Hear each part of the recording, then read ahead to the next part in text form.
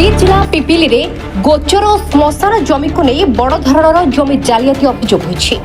ग्रामवासी संरक्षित एकर एकर सरकारी जमी एवं प्रभावशाली और बिल्डर कब्जे अभियोग होइछि।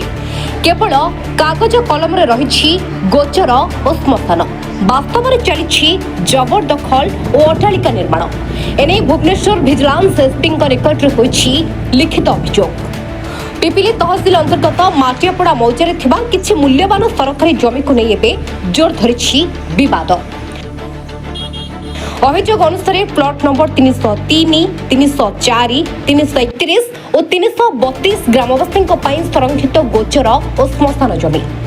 प्लॉट नंबर 303 रे 28 डिसिमिल श्मशान जमी थिबा बेले प्लॉट नंबर 304 रे रहिछि 1 एकर 4 डिसिमिल गोचर जमी। सेपरि 331 प्लॉट रे 1 एकर 25 डिसिमिल गोचर और 332 प्लॉट रे 60 डिसिमिल श्मशान जमी रहिछि। अर्थात समुदाय 3 एकर 17 डिसिमिल सरकारी जमी ग्रामवासी साधारण स्वार्थ पई संरक्षित थिला। मात्र चमकाउथिबा कथा हेउछि एही समस्त जमी एबे केवल रेकर्ड रे रहिछि। वास्तव में अधिकांश जमी जबरदखल रे थिबा अभियोग होइछि। केउठी बिल्डर माने कब्जा करिसंती तो आउ केउठी प्रभावशाली व्यक्ति गोचर और श्मशान जमी को माड़ी बसी अट्टालिका निर्माण करिथिबा अभियोग होइछि, जार प्रभाव सीधा सड़क भाव पड़ी स्थानीय गोपालकों उपरे। गोचर जमी अभाव गोपालन में नाना प्रकार समस्या देखा देछि। केवल सेतिक नुहे, श्मशान जमी मध्य जबरदखल रे रहिथिबारु स्थानीय लोके शव सत्कार पई मध्य असुविधा भोगुथिबा अभियोग करिसंती। अभियोगकारी दाबी अनुसार गोचर और श्मशान जमी को लागी रहिथिबा अन्य सरकारी जमी को मध्य प्रभावशाली माने माड़ी बसिछंती। यह पछरे केवल जमी माफिया नुहे, किछि दुर्नीतिग्रस्त अधिकारी भूमिका थिबा संदेह मध्य करा जाउछि। तेणु समग्र घटनार विजिलेंस तदंत करा जाई जड़ित अधिकारी और व्यक्ति विरुद्ध में कड़ा कार्यानुष्ठान नियाजाउ बोली दाबी उठिछि। विजिलेंस तदंत माध्यम जमी जालियातीर प्रकृत मास्टरमाइंड किए ताहा सामना को आसिबो कि नाही एबे सेथिपाई समस्तंकर नजर रहिछि। ग्रामवासी संरक्षित गोचर और श्मशान जमी जदि प्रभावशाली कब्जा को जाउछि तेबे साधारण लोकंकर अधिकार सुरक्षित केते। एबे प्रश्न प्रशासन केबे चेतिबो एवं केबे मुक्त हेबो सरकारी जमी। ब्यूरो रिपोर्ट, दी रूरल न्यूज ओडिया।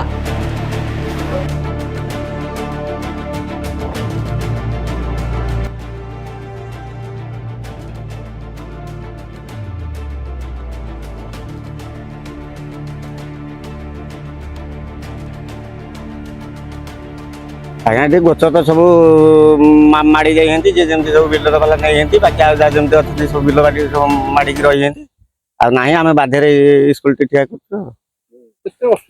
हाँ असुविधा सारे मैंने पार्टी करते छुआ खेलुंट से चाबी पकई दौंती हईराण करते आम पाचरी पाचरी सेपटे भांगी जाइए गली एपटे आस पशिक ठिया हो। बहुत हईराण आम बहुत हईराण हो 5-7 जन खंडे गोरु रखी बहुत बड़ दाम जहाँ हो। आज्ञा ये 3-4 एकर भाया गचर रही था। हाँ देख हाँ हाँ आप बाहर करूँ देखिए जानवे आज्ञा सब बिल बाड़ी मिसई दौंती बिल्डर वाला आसिले सब दे दौंती एमती तो माड़ी जाऊँगी सब कौन आज्ञा बाहर करूँ केमती ये करके आम जमी न हईराण गोरु 2टा रखिकी चलाचल हो पार भलरे। आम तथापि आम गाई ये 40टा खंडे आम ये अच्छा मोर 8-10टा खंडे अच्छा महिष भी अच्छा 50-60टा खंडे आउ जनकर भी महिष अच्छा 50-60टा खंडे। आम कौटी रखा आमर रानी आम सब पर मौजार रखुचु गोविंदपुर मौजार ठिया करूँ गाई महिषी सब रखुचु आमर माटियापड़ा मौजा बोली किसी ना आम सब गचर सब माड़ी जाती जहाँ अच्छी मनीष पड़ा हूँ जोतक अच्छे।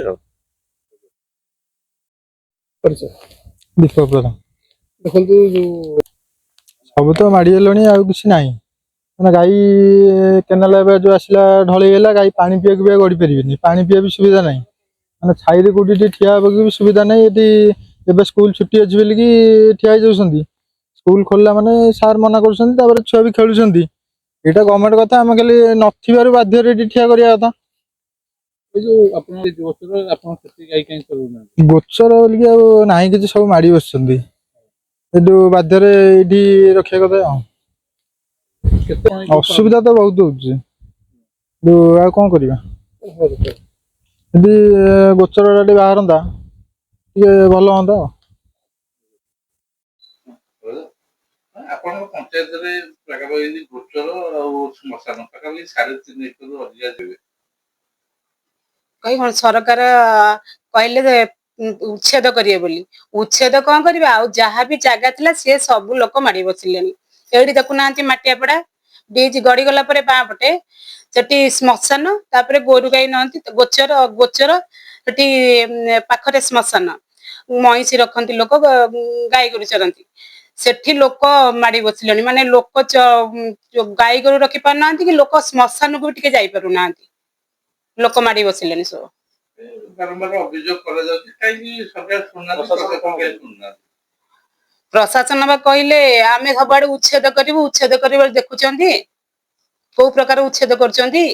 ଉଚ୍ଛେଦ କରିବେ କଣ, ସେ ଲୋକ ଓଲଟ ସବୁ ଜାଗା ଯାହା ସରକାରୀ ଜାଗା ଥିଲା ସବୁ ମାଡି ବସିଲେଣି। କହିଲା ପରେ ମୋହନ ସରକାର କିଛି ଶୁଣୁନାହାନ୍ତି, କହୁଛନ୍ତି ଆମେ ସବୁ ଉଚ୍ଛେଦ କରିବୁ, ଅଲଗା ପଞ୍ଚାୟତରେ ସବୁ କଲେଣି, ଆମ ପଞ୍ଚାୟତରେ କଣ ପାଇଁ ହଉନି? କହିବା ପରେ ତ ଆସିବେ, ଯେତେବେଳେ ଆସିଥିଲେ ସେତେବେଳେ କହିଲେ ଯେ ଆମେ ଉଚ୍ଛେଦ କରିବୁ। ଗୋବିନ୍ଦପୁର ପଞ୍ଚାୟତରେ କଣ ସବୁଠୁ ବାହାର? ଏଠିକି ଏମଏଲଏ ଅଛନ୍ତି, ସରକାର ମୋହନ ମାଝୀ ସରକାର କୌଣସି କାମ ଦଉନାହାନ୍ତି। ଆପଣଙ୍କୁ କହିଲି ଭତ୍ତା ଗୋଟେ କରୁନାହାନ୍ତି, ରାସନ କାର୍ଡ ଗୋଟେ କରୁନାହାନ୍ତି, ବାହାରୁ ଲୋକ ଆସିକି ସବୁ ଜାଗା ମାଡି ବସିଲେଣି, ସରକାରୀ ଜାଗା ସେତକ ବି ଶୁଣୁନାହାନ୍ତି। ତାହେଲେ ଯୋଉ ଗାଈ ଗୋରୁ ଯୋଉ ରହିଛନ୍ତି ସେମାନେ କେମିତି ଚଳିବେ ଏବଂ ଶ୍ମଶାନକୁ ଲୋକ ଆଗାମୀ ଦିନରେ କେମିତି ଯିବେ ଯଦି ଏମିତି ଜବରଦଖଲ ହବ? ଦେଖୁଛନ୍ତି ଆପଣ ରୋଡରେ ଆସିଲା ବେଳେ ଲୋକ କେମିତି ହଇରାଣ ହଉଛନ୍ତି, ଗାଈ ଗୋରୁ ସବୁ ରୋଡ ସାଇଡରେ ଶୋଇଛନ୍ତି, ଦେଖୁଛନ୍ତି ନା ନାଇଁ? ପ୍ରତ୍ୟେକ ଦିନ ବାଇକ ଆକ୍ସିଡେଣ୍ଟ, ଲୋକ ତ ଚଳିବା ପାଇଁ ଜାଗା ନେଇ, ଲୋକ ସବୁ ଜାଗା ଆକ୍ୱାର କଲେ, ଆଉ ତାପରେ ଗୋରୁ ଗାଈ ସେ ସବୁ ରହିବେ କୋଉଠି? କଣ ଦାବି କରିବେ ଆପଣ? ଲୋକ କେମିତି ଶାନ୍ତିରେ ଯାଇପାରିବେ, ତାପରେ ଗୋରୁ ଗାଈ କେମିତି ସବୁ ଟିକେ ରହିପାରିବେ ସେ ଜାଗାରେ, ସେଇଗୁଡାକ ଆମ ସରକାର ପାଖେ ଅନୁରୋଧ। ଆକ୍ଚୁଆଲି ଆମ ଗ୍ରାମବାସୀ ତରଫରୁ ଆମର ଯୋଉ ଲୋକମାନଙ୍କର ଗାଈ ଗୋରୁ ଥିଲେ, ଲୋକମାନେ ସବୁ ଶ୍ମଶାନକୁ ପୋଡ଼ା ହେବା ପାଇଁ ଆସନ୍ତି। ଯେତିକି ଆମର ଶ୍ମଶାନର 331, 332, 303, 304, ପ୍ରାୟ ଆମର ଗୋଟେ ଶ୍ମଶାନ ହେଲା 60 ଡିସିମିଲି, ଗୋଟେ ଗୋଚର ହେଲା 125 ଡିସିମିଲି, ଆଉ ଗୋଟେ ଗୋଚର ହେଲା 104 ଡିସିମିଲି, ଆଉ ଗୋଟେ ଶ୍ମଶାନ 28 ଡିସିମିଲି, ଆରାଉଣ୍ଡ 3.5 ଏକର ଆମର ଶ୍ମଶାନ ଆଉ ଗୋଚର ହେଇକି। କିନ୍ତୁ ବର୍ତ୍ତମାନ ସେଇଟାର କିଛି ତାର ମାନେ ଆମେ ଭାବୁଛୁ ଯୋଉ ଯେତିକି ଯୋଉ 10-12 ଫୁଟରେ ଯେତିକି ହେଇଛି ଯୋଉ ପିଲର, ସେତିକି ପଦେ ଜାଗା, ଆଉ ଯାହା ସବୁ ପେପର ୱାର୍କିଂ ହେଇକି ଅଛି।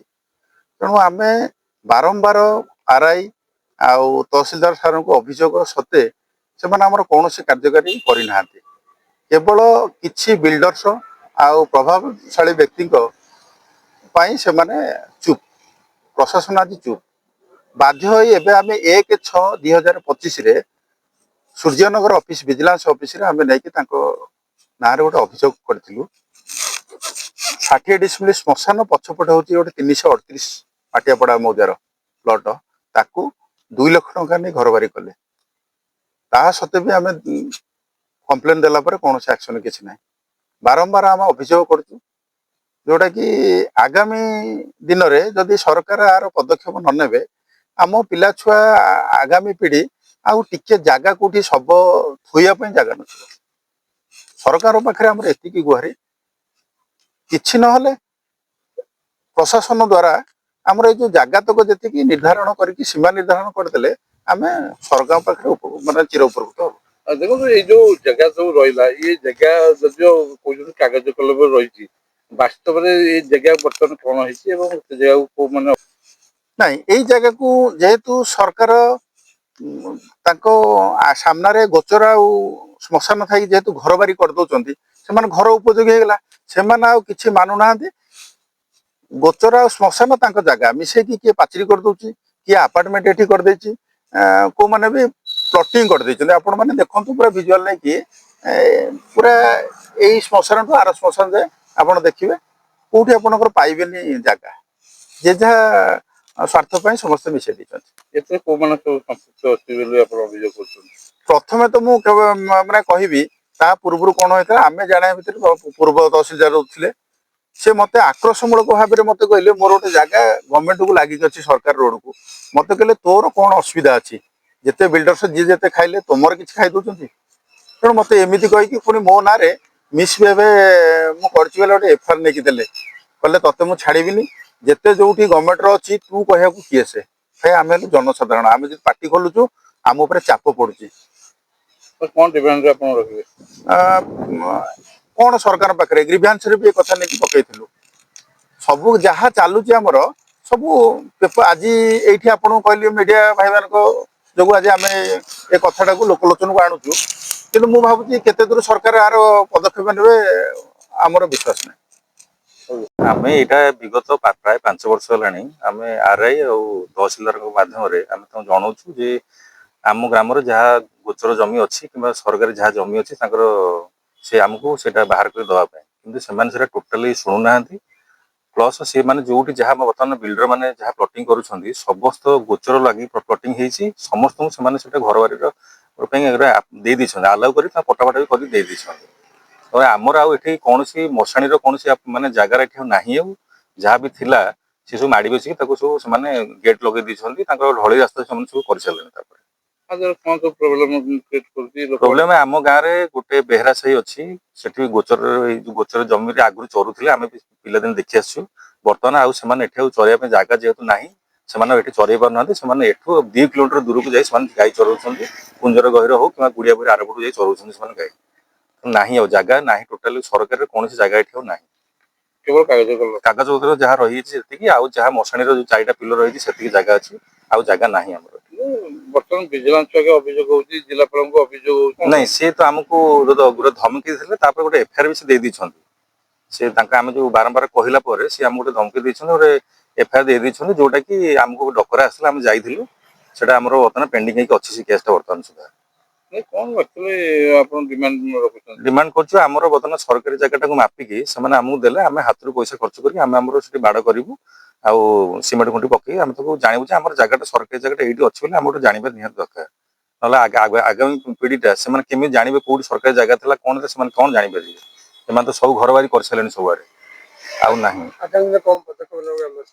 ग्रामवासी तरफ आम जदि यहाँ ना आम कलेक्टर पाखक जीवु यहाँ जनइबू बारंबार आम देला तहसिलदार कौन सा शुणुना जनइबू कलेक्टर जनइबू भाई ना कौन आप नरेंद्र प्रधान माटियापड़ा देखो पंचायत गोविंदपुर आप पंचायत रे जो रही गोचर एवं श्मशान कौन कर स्थिति बर्तमान कौन रही बर्तमान आम माटियापड़ा रे जो श्मशान और गोचर अच्छी से केवल कागज पत्र ही रही जाइए तार किसी विकल्प नहीं केवल मशाणी गृह जोड़िए देखिले जना पड़ी ना ये मशाणी अच्छी कि तार चतुर्पार्श्व किसी ना सब जबरदखल अच्छी जी जार पछ जमी गला किए बिल्डर समस्ते माड़ी बसिकी सरकार जमी की आक्वार कर रखुं कहवा द्वारा प्रतिवाद कले से धमक उल्टी दौरान अधिकारी कौन कर अधिकारी हाथ में पैसा जार ग्रामवासी हाथ में पैसा पत्र ना बल ना तेणुक कौन करेंगे केवल